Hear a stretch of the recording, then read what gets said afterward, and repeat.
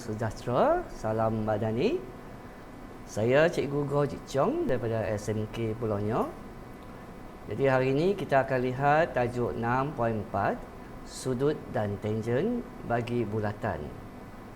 Baik, standard pembelajaran menyelesaikan masalah yang melibatkan sudut dan tangen bagi bulatan.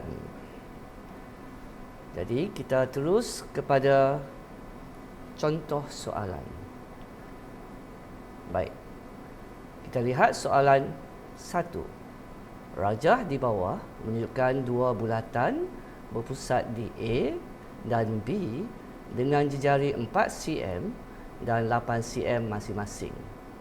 Diberi bahawa PQRS dan PTUV ialah tangen sepunya kepada kedua-dua bulatan tersebut dan sudut PAQ sama dengan 70 darjah.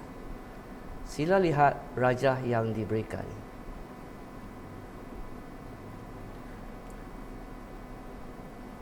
Baik, soalannya, kita diminta mencari nilai X.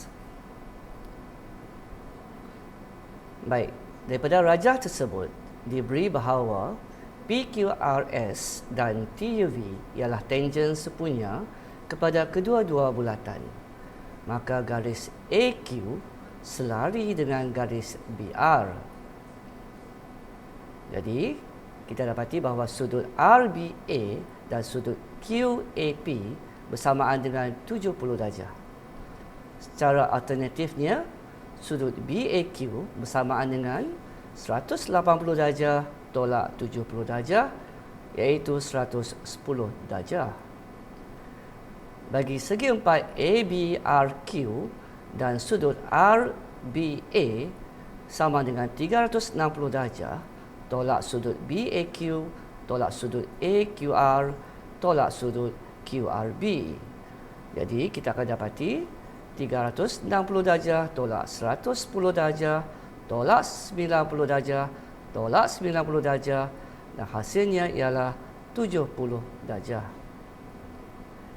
Sudut RBC bersamaan dengan 180 darjah tolak sudut RBA, iaitu 180 darjah tolak 70 darjah bersamaan dengan 110 darjah. Segitiga BCR adalah segitiga sama kaki.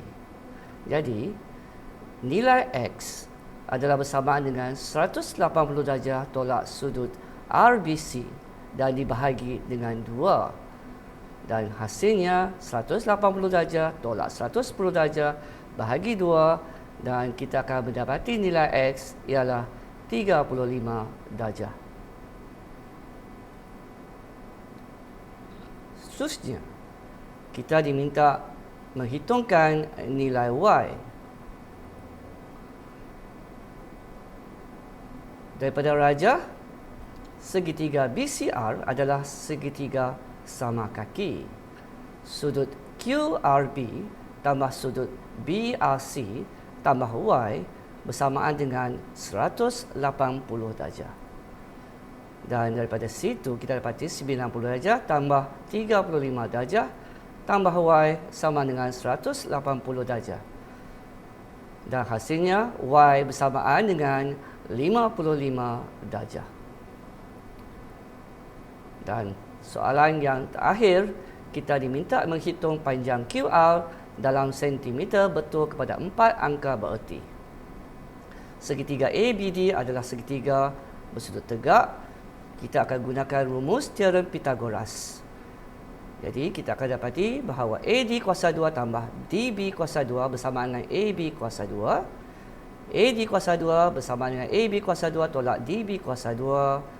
Dan daripada situ kita dapati bahawa AD bersama dengan punca kuasa 2, 12 kuasa 2 tolak 4 kuasa 2 dan hasilnya 11.31 cm. Dan daripada rajah kita dapati bahawa QR bersama dengan AD dan hasilnya ialah 11.31 cm. Baik, itu sahaja satu contoh soalan penyelesaian masalah. Sekian, terima kasih.